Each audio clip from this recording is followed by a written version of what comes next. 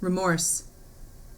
Like Dr. Phil McGraw always says, no matter how flat you make a pancake, it still has two sides. I blamed myself for Steve's death. In my own soreness, I was undoubtedly inconsiderate, sometimes cruel, and didn't want to be with him. I was completely exhausted with parolees and suicidal people alike.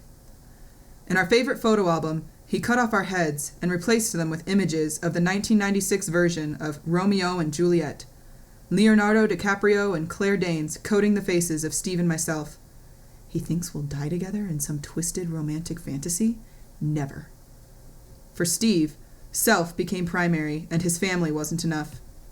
I wasn't Mindy McCready and Steve wasn't David Wilson. There is nothing romantic about suicide. There is nothing beautiful about death, pain, and bloated, bloody, and frozen bodies. It is sickening to leave your children as orphans, and I am not sadistic.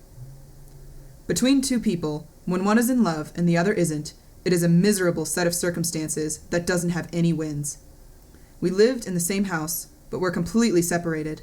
My dreams of us were dead, and we were becoming emotional strangers. I felt like a failure.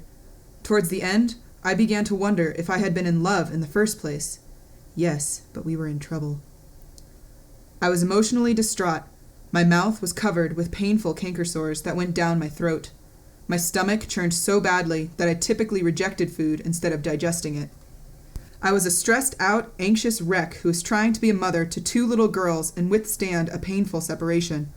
I was working, too. I really needed childcare while I worked, but Steve was in no state to help.